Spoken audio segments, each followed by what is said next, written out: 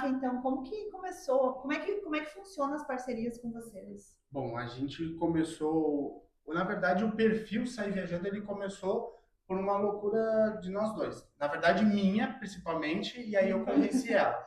Porque quando chegou a pandemia, eu sempre trabalhei com TI, eu tinha uma empresa de TI, e sempre trabalhei por conta. Cheguei a trabalhar em empresa, mas eu sempre gostei de trabalhar para mim, que eu achava que todo o esforço que eu colocava, ele voltava para mim. Então, e a Sanayana se formou e acabou fazendo prótese.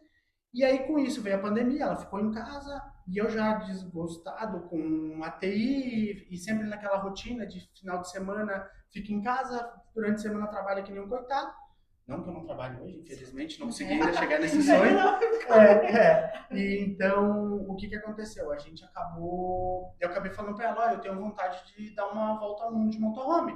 Daí ela, não, mas o nosso trabalho, como é que nós vamos fazer se manter, nananá. E eu comecei com uma sementinha, a gente começou, olha esse casal aqui viajando de motorhome, e comecei a botar na TV. E a gente começou a ver um casal, começou a ver outro casal, e foi se passando. Até que um dia ela chegou para mim e disse bem assim: eu nunca me esqueço, esse dia foi marcado. Nós estávamos em isolamento ainda e nós morávamos ali no Vila Verde, aqui em Caxias. E a gente saiu para caminhar.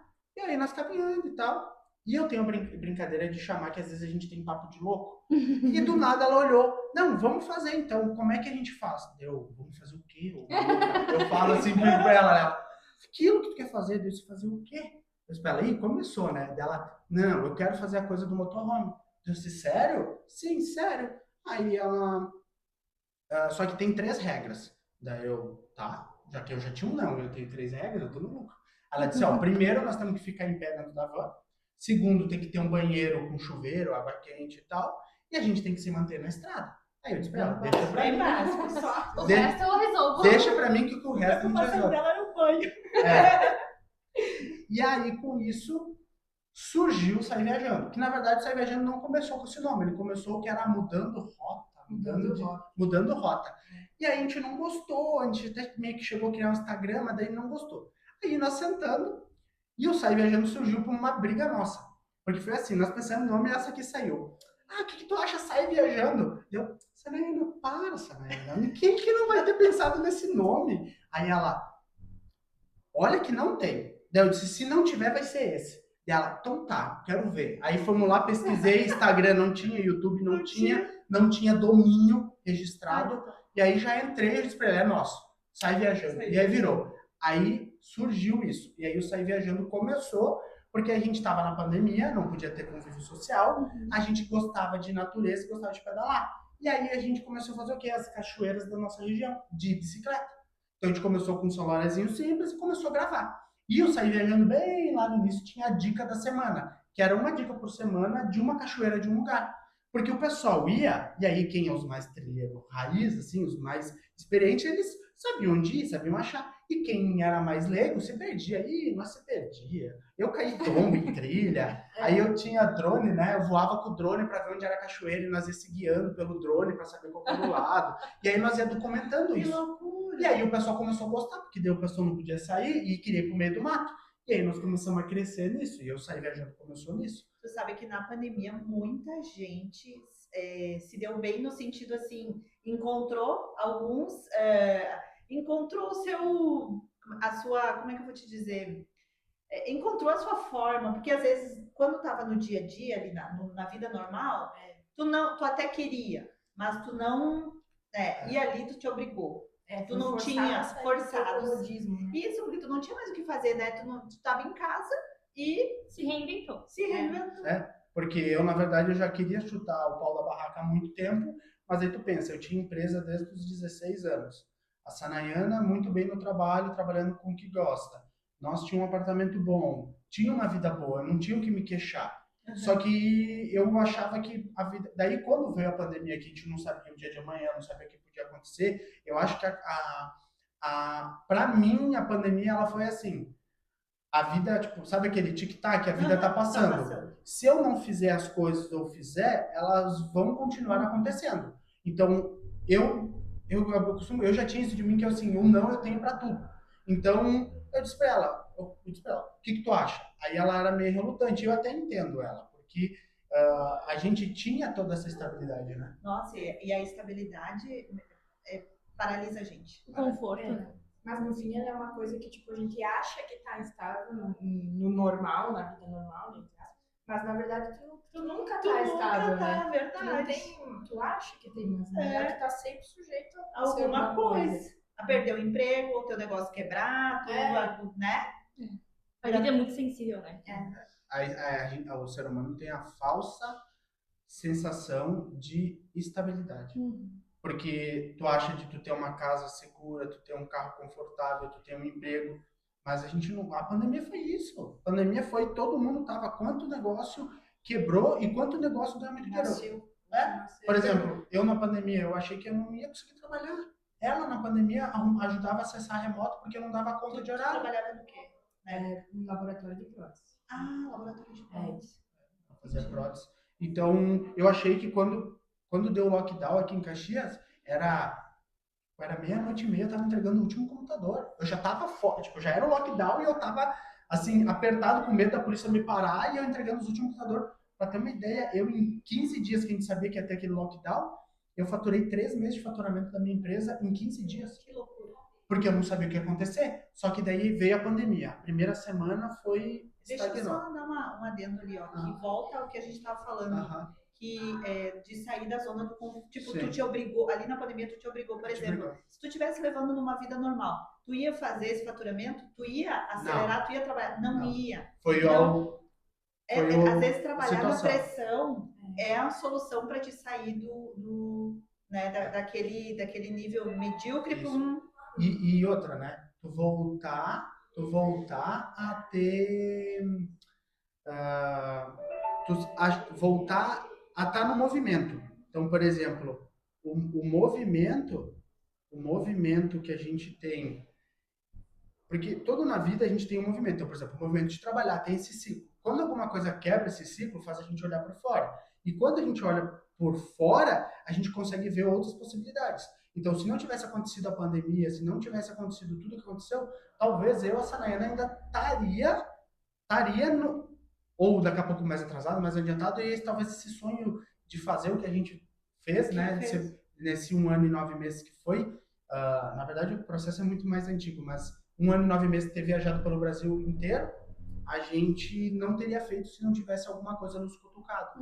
Porque isso foi o que me cutucou, foi junto com a vida tá passando. E aí fez a gente sair. E bate como tu falou, se a gente não for, a palavra certa é estar em movimento. Se a gente ficar parado, a gente não se força. Porque a gente se acostuma com um carro bom, com um emprego bom, com uma comida boa. Agora, quando tu sai, tu tá exposto. Quando tu tá exposto, tu tá aberto à diversidade. E quando a gente começar a entrar no mundo de motorhome, o conforto ele nunca tá ali. Não que tu não tenha conforto, só que a tua vida ela pode mudar em 1 segundo, literalmente. A estabilidade. Só que, para mim, para ela, eu quero que a Sanayana até passe a opinião dela, para mim, isso é muito bacana porque é o seguinte, às vezes aconteceu na viagem de a gente ter um dia horrível. Não acho, e é horrível assim, ó, não achar água, não conseguir esvaziar o nosso banheiro portátil, serviço ter problemas no serviço, e a gente encostar num lugar e encontrar você lá com o seu motorhome e dizer, oi, tudo bem, vocês são de onde? Nanana. E começar a sentar lá e conversar e ter uma experiência, uma troca. E eu vi que a história da pessoa ela é muito pior que a tua, ela tá numa condição às vezes muito pior, ou às vezes até muito melhor, e tá feliz e não tá feliz. Então, assim, a gente encontrou gente na viagem que, tipo assim, tinha muito menos que a gente, e às vezes era muito mais feliz. Por quê? Porque ela se importava com momentos e não com coisas. E a gente hoje vive, infelizmente, num mundo que a gente dá muita importância para as coisas. E o sucesso, ele gira em torno, e eu vivo isso diariamente com algumas pessoas que eu conheço, que assim, e eu acho que não só eu, né? Todo mundo vive isso. Por exemplo, uma pessoa que tem uma condição financeira muito top, muito boa, é porque alcançou o sucesso, né? Então, e essa pessoa que alcançou esse sucesso financeiro, ela passa a ter autoridade na família, nos amigos, naquele grupo de empresários, tu entendeu? Então, essa pessoa, ela começa a ter autoridade porque ela alcançou. Só que quando, na verdade, às vezes não é porque a pessoa realmente tem essa condição intelectual. Não, ela só teve sorte, fez uma coisinha certa aqui, uma coisinha ali, as Ou uma coisas coisinha errada. uma coisinha errada, né? Mas tipo, não, então assim, só que ela passa a ter essa autoridade e essa credibilidade porque ela tem suas, e quando na verdade não é, né? E a vida passa tão rápido que a gente não se dá conta. E quando a gente for, a gente não vai levar, né? A gente não vai levar essa. E muita gente que a gente nos receberam nessa viagem, gente que não tinha motorhome, o que a gente mais escutou esse é o meu sonho. E incrível que a gente encontrou muita gente com condições que abriu a porta da casa dele sem nos conhecer, e tu vê que a pessoa tem todas as condições do mundo para ter, só que ela não tem porque ela tá presa pelo que ela conquistou. Porque aquela ilusão da estabilidade. Isso aí. A gente cresce com esses padrões, né? A gente Desde pequeno a gente já sabe, ele vai crescer, vai trabalhar, vai montar família, vai comprar o seu carro, né? Depois seus filhos vão fazer faculdade. E é por isso que eu fiquei tão empolgada com a vinda de vocês, com a possibilidade, né, de vocês, porque a Bruna sempre fala, Lídia, a gente tem que ter diversidade, não falar só de empreendedorismo, né? A gente tem que ter diversidade de assuntos. E claro que tudo, na verdade, tudo é empreendedorismo, né? Vocês é uma forma de empreender, porém, mas também trazendo outras perspectivas, outras formas. E nós esquecemos de apresentar. Nós somos conversando. Não tem problema. Gente, essa é a Sadayana e o Rafael do Sair Viajando. E eu, Lidiane Cavagnoli, então, e a Bruna. Estamos aqui nesse bate-papo com os dois. E agora a gente vai saber tudo. A gente já soube um pouquinho, mas agora a gente vai saber tudo sobre como é vender, né, a sua casa própria e viver viajando pelo mundo, né? Isso aí. Com o seu amor. Porque... eu posso falar uma coisa assim, ó. Eu acho que vocês são um casalzão. Vocês são o máximo. Né? Combinam muito mesmo. É muito legal ver vocês. Engraçado que a gente começou a se falar e aí começou a aparecer. Porque primeiro que eu não seguia, eu saí viajando, nem sabia que existia. Sim. Então eu achei até que o teu perfil, que era o de viagem. E aí eu comecei a seguir tal, e agora eu consigo, aparece todo dia ali os stories. E é muito gostoso, vocês ficam mostrando o dia a dia, o concerto da van e tudo mais. Não, e os vídeos são perfeitos, né? Vocês conseguem capturar imagens que são o sonho de todos e conhecer. E conhecer como vocês conheceram torna tudo mágico e diferente. Né? Obrigado. É bom ouvir de vocês. Isso é um dos objetivos porque o Sai Viajando existiu. Além de documentar a nossa história, é inspirar as pessoas. Uma coisa que a gente sempre fala e sempre tem alguma coisa em todos os nossos posts a gente tem aquela questão que é sonhe, acredite e realize. Por quê? Não adianta tu sonhar é um sonho, já diz o nome. Se tu não acreditar, ninguém vai acreditar por ti. Só que se tu ficar só no sonho e acreditar e tu não realizar, tu não vai fechar esse ciclo. A gente sonhou, a gente batalhou até a gente estar no motorhome, de fato, comprar a van, começou na pandemia o start, mas a parte de guardar dinheiro, de preparar, eu já vinha fazendo isso, inconscientemente. Gente, olha só, isso inconscientemente. Já vinha sonhando, né? Acredite se quiser, inconscientemente. Tu sabe que tem uma coisa que eu acredito muito, que é, por exemplo, assim, se tu colocou uma coisa na tua cabeça, tipo, tu imaginou algo, e tu começa a se movimentar para isso, tipo, coisas grandes, coisas grandiosas, assim, que aos olhos de qualquer um que se tu fala de não, é impossível, na tua situação, não, é impossível. Mas tu começa a se movimentar, as coisas vão acontecendo. Vão fluindo, né? Eu já teve várias situações, assim, que eram coisas que não tinha como eu conseguir, e aí só que eu comecei a me movimentar. E aí as coisas começaram a acontecer, e é bem isso. Foi inconscientemente. E foi inconscientemente, eu fui me movimentando, porque a gente, eu sempre fui um cara muito objetivo. A Sanana sabe, a gente tá junto há 17 anos, vai fazer 18 anos agora. E quando eu conheci ela, eu tinha um sonho que até os meus 25 anos eu queria estar dentro do meu apartamento imobiliário. Eu tenho 33. Eu tenho 30. Estamos próximos. Eu tenho 35. Gente, eu achei que tu tivesse 26, 28, não. 29. Obrigado, até que a estrada não judiou tanto. Legal. Então, quando eu incrível que pareça, né? E eu trabalhava para isso, ela, a gente ajudando, trabalhando junto. E incrível que pareça, no ano que eu completei 25 anos de idade, nesse ano eu tinha me mudado no Natal. Eu tive um sonho, isso metade do ano, eu tive um sonho que no Natal eu estaria botando pisca-pisca no que era meu. Ai, E no Natal daquele ano, ela sabe, eu tava colocando, sabe quando dá o estalo e cai a ficha? E eu disse pra ela, o que eu falei pra ti na metade do ano? Eu não disse que esse ano eu ia estar. E para ter uma ideia, eles entregaram o apartamento nosso naquele ano, no dia 10 de dezembro. Eu, em 15 dias, eu montei um apartamento com móveis sob medida em 15 dias. Porque eu já tinha deixado tudo engatilhado. Para ter uma ideia, nós tinha comprado as pedras um ano antes do apartamento ficar... Tipo, ele já estava metade do apartamento, já tinha comprado as pedras para... Tipo, cara, no dia que eu te ligar, 4 dias eu quero ter a pedra lá. E aí, nós fizemos uma mudança no dia 22 ou dia 21, né? Nós fizemos uma mudança, ajeitamos tudo. E aí eu tinha empresa de TI, então eu saía da empresa, ia para lá, cuidava de eletricista, metia a mão, ficava em cima dos caras dos móveis, e aí na véspera do Natal foi na nossa casa. Então, para tu ver como, assim, eu tinha botado essa meta porque eu era adolescente, então tu vê como é que é o movimento. Eu fui trabalhando, a gente ralou muito, a gente se privou muito, até minha mãe brincava, teve uma vez, achou que a gente estava passando até fome, e não era porque realmente... Tinha um propósito, né? Chamava pra sair. Não podemos. Coisa... Não, só em casa, podemos, né? Porque só tinha um podemos. objetivo, né? Mas aí o que a gente tinha feito? A gente tinha feito o quê? A gente tinha feito dívidas conscientes. Sim. Que elas iam sendo pagas e a meta nossa era a gente entrar no apartamento com o apartamento, vamos dizer, quitado. Só pagando, claro, a prestação, porque a gente não tinha condições de comprar um apartamento à vista.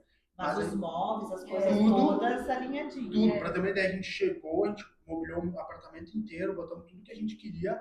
Eu entrei no apartamento sem nenhuma dívida. A única dívida que eu tinha era o financiamento do apartamento. Então, assim, todo consciente. Só que tudo isso é planejamento. Porque eu comecei muito cedo. Eu comecei a empreender com 16 anos. Eu comecei a arrumar computador, aí eu abri MEI e fui fazendo, fui aprendendo com os acertos e erros. E uma coisa que eu posso dizer assim de empreendedorismo é: tu tem que pegar e sempre olhar onde tu quer chegar. Mas não dizer assim, eu quero botar para chegar daqui 2 anos, eu quero estar naquele lugar. Tu não pode usar isso como um marketing. Tu tem que ir indo. Porque às vezes pode ser que tu chegue perto, mas tu não chegue. Pode ser às vezes que tu passe, como aconteceu. Para dar uma ideia, eu comecei com a... Tu acha então que não se deve pôr uma data? Tipo, não, ela tem que ter uma data. Mas a data ela não tem que ser um marketing. Por exemplo, se tu não chegar, tu é incompetente. Porque, por exemplo, tem muitas coisas que eu botei como data que eu não consegui concluir. Mas eu cheguei perto. Foi fazendo acontecer, né? Foi fazer acontecer. E se tu não tivesse posto uma data, de repente vocês não iriam não ter chegado tão perto. Chegado lá. Então, essa parte, ela vai te fazer tu ter um planejamento. O teu planejamento, ele é muito importante. E tu tem que entender, sabe aquela coisa que se Deus te dá limões, tu faz limonadas? Sim. É bem isso. Deus vai te dar as peças, mas às vezes ele não vai te dar a peça que tu precisa. Porque, na verdade, eu acho que ele não quer te dar a chave Phillips para tu apertar, ele vai te dar um grampo. E tu vai se virar com esse grampo. Tu não vai ter o melhor. Porque, por exemplo, nós compramos uma van. Não é a nossa van dos sonhos. É a van que a gente podia pagar. E dela nós fizemos a nossa van dos sonhos. Entendeu? Eu tinha minha empresa de TI, ela não era grande. Mas eu tinha os meus clientes, eu tinha a minha reputação. Eu comecei com 16 anos a arrumar computador dentro do meu quarto. E tudo que eu conquistei hoje foi por causa disso. A Sanaya também veio, né? Tu veio de outra cidade, porque tu não é daqui, né? Pode também falar um pouco, Santana né? do Livramento. Pouco guerreiro. Não, mas a gente se conheceu lá na Silvia, né? Sim, era minha prima, eu chamo ela de tia. É por isso que me liguei agora. Tu é parente. Então, sim. Foi até, a gente veio pra poder trabalhar cuidando da mãe dela. Daí a gente veio pra cá, daí eu comecei a trabalhar, daí logo passou uns 10 meses que eu já morava aqui, daí conheci o Rafael, daí a gente começou a namorar, então até hoje junto, que legal. E como é que foi pra ti, assim, largar o teu apartamento tão perfeitinho? Porque eu não conheci, mas eu imagino, pelo que o Rafa descreveu, que lindo que era. Como é que foi tu abrir mão como mulher? Essa foi a parte mais difícil, eu posso dizer. Tipo, todo mundo pergunta, como é que é desapegar no ponto pra sair de uma casa pro motorhome, né? Eu acho que, tipo, não foi tão sofrido pra mim, no final, porque eu fui aos poucos, né? Porque eu tive que sair do apartamento e ir para casa de aluguel, comprar qualquer móvelzinho lá pra gente morar ali, porque eu sabia que era provisório, né? E depois do aluguel ir pro motorhome. Mas quando a gente vendeu, eu disse pra ele, vai você lá entregar a chave, porque eu não vou, pelo amor de Deus. Eu não vou ter essa coragem. Porque até quando a gente foi lá, limpou tudo, arrumou para o novo morador ir lá e gravou o vídeo, daí eu quando sentei no sofazinho, eu já tava chorando, eu disse, meu Deus, porque tipo, foi um sacrifício, né, uma parte de um sonho, tudo que a gente viveu para construir aquilo ali, e daí depois eu tive que deixar, né, mas tipo, escolhas, né, então tipo, eu tirei aquilo lá para vir uma outra escolha na minha vida, E eu não me arrependo, mas não, foi tipo. É isso que eu ia te perguntar agora. Qual que é a tua sensação hoje? Não se arrepende? Não me arrependo em momento nenhum. Tipo, eu não trocaria nada do que eu vivi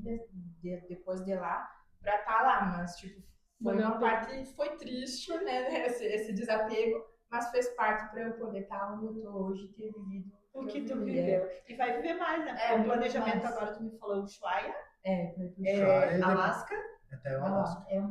Gente, imagina, Alasca. Não, Ushuaia, o Alex, ele sabe que eu Taio que não me deixa mentir. Ano que vem já planejei de carro. Não tem, pode acontecer com o que for. A gente vai ficar 20, 25 dias, talvez 30 de carro. E olha só como isso é importante para todo mundo, né? O ano passado, a gente viajou 10 dias, fomos para Argentina, Buenos Aires, Uruguai, Punta del Este, e nós ficamos ali, né, girando de carro, e fomos em 5. Quando a gente voltou, a gente achou que o nosso carro não tinha condição de viajar, porque, claro, a gente chegou em Rivera, fez um monte de compras, viemos com um mercadoria em cima, no meio das pernas, abarrotado, a minha nora, coitada.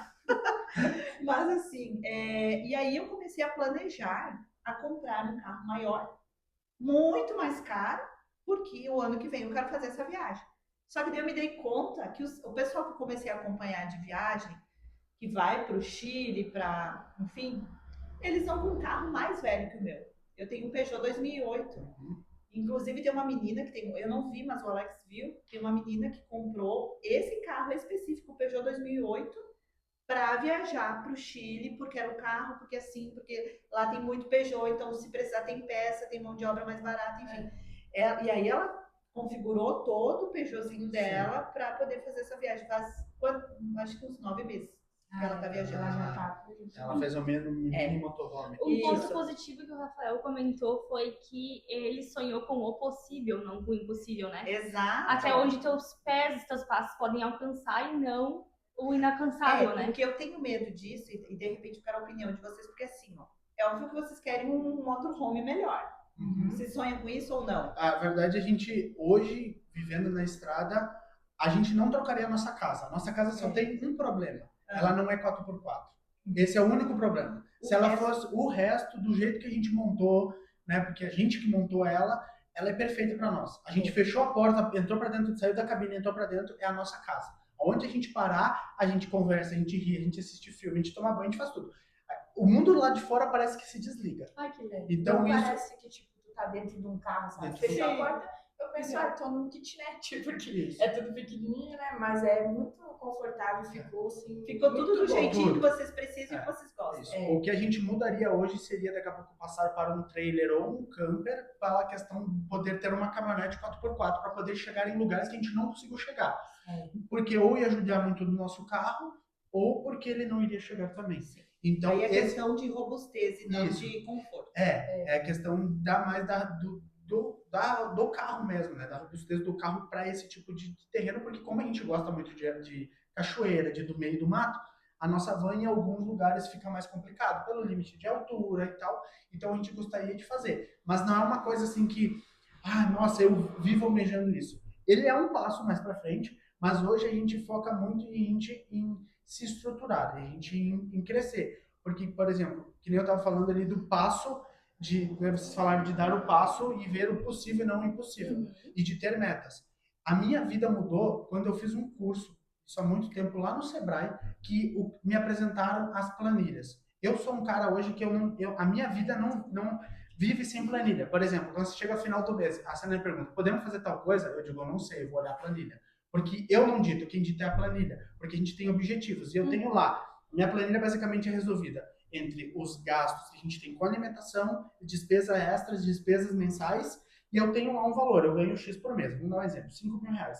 Eu ganho 5 mil reais por mês. Então, toda vez que eu vou botando o valor, eu tenho lá e ele vai descontando desse saldo. Então, eu fui lá, comprei hoje 20 reais no cartão. Eu vou lá e boto cartão de crédito, comida. Eu sei o que que é. Que aí eu começo a olhar. Por quê? Todo empreendedor, quando começa novo, ele começa a ganhar dinheiro e não vê o dinheiro, porque ele gasta. E aí eu fui no Sebrae e falei pro cara, eu disse, cara, eu trabalho que nem um coitado. Todo final do mês, eu tô todo mês aqui, ó. Aí ele disse, cara, é as pequenas coisas do teu problema. Eu disse, não pode. Eu sou um cara, e eu sou um cara, ela sabe, eu sou um cara controlado com dinheiro. Só que acontece, olha o que me matava, uma coisa simples. Eu ia atender um cliente. Aí eu pensava, pô, se eu for até em casa, ou eu for tal lugar, eu vou perder tempo, e aí eu vou gastar combustível, eu vou comer fora. Aí eu ia lá, almoçava fora. A metade da tarde, tô com uma fome. Eu vou pegar e vou numa padaria, daí gastava mais. Aí era 20 ali, 10 ali, 5 ali, só que todo dia. Aí eu ia ver no final do mês, eu gastava 1.300 reais por mês só nessas besteiras. Isso, eu comecei no papel, anotando.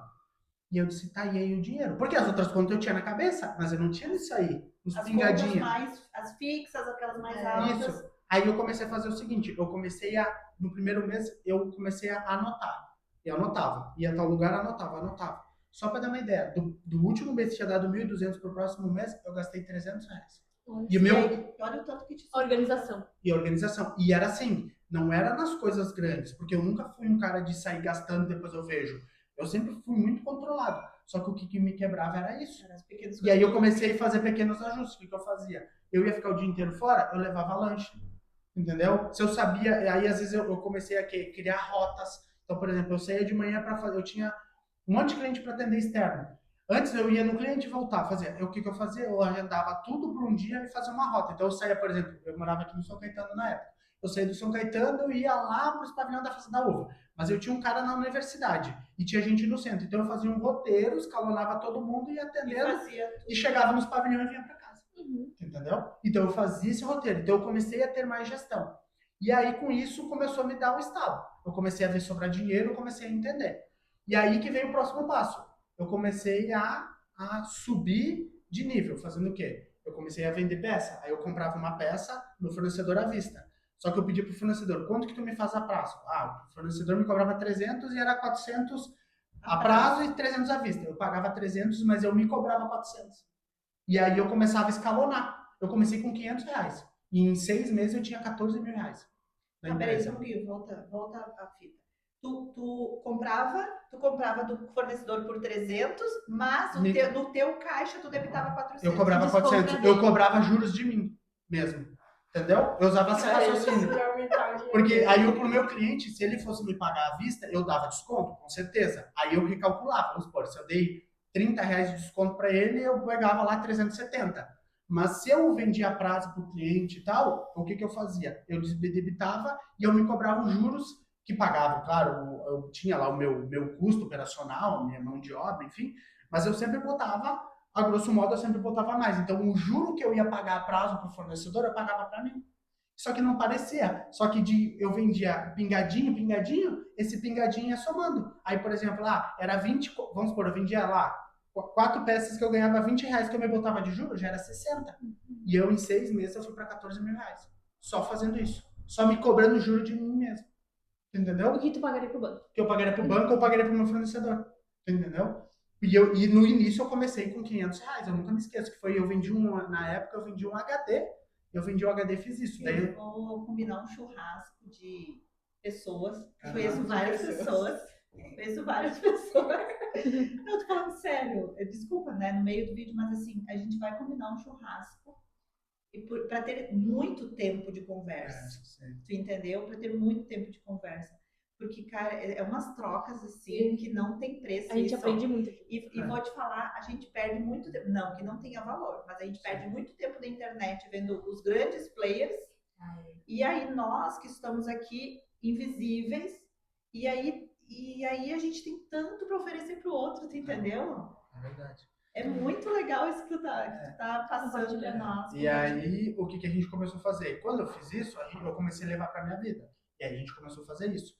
E a gente, como casal, a gente tinha uma disputa financeira. Na época que a gente não trabalhava junto, a gente tinha uma disputa de conta bancária, saudável. Então, por exemplo, ela ganhava o dinheiro dela, a gente tinha as contas nossas para pagar, a gente dividia lá o que era a responsabilidade de cada um, e aí a pessoa trabalhava. Então, como ela trabalhava com prótese, ela ganhava por trabalho, mais comissão. E eu também trabalhava, e a gente tinha uma disputa de quem tinha mais no saldo da conta bancária. Quem guardava mais. Quem guardava mais. E o mais engraçado que era o seguinte, por exemplo, a Sanaína, ela é mais impulsiva.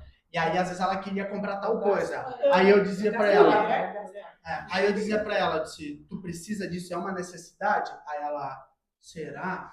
Eu disse, não sei. Tu tem dinheiro? Tenho. Mas dá uma dó disso.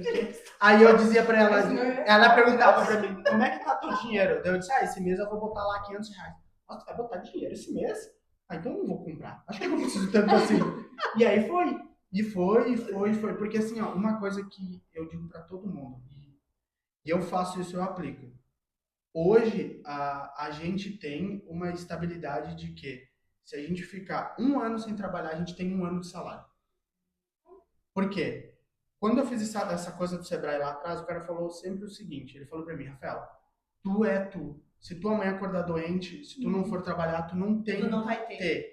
Então, e eu sempre ficava nisso. Quando eu fui morar com ela, quando eu comecei a construir uma família, eu tenho uma coisa na cabeça que eu trouxe ela pra morar comigo. Vamos dizer assim. A responsabilidade é tua. A responsabilidade é minha. Então, eu nunca quis deixar nada faltar pra ela. Então, se eu pensei, se um dia eu ficar um mês doente, o que acontecer? Como ela fica? Porque eu sei que ela tem condições de bancar a casa, mas vai apertar. Então, a gente começou a fazer isso. Mas então, aquela autorresponsabilidade. Então, começou por isso. Mas, quando eu comecei a ver que, por exemplo, um mês deu uma zebra lá, federal, vamos supor, final do ano.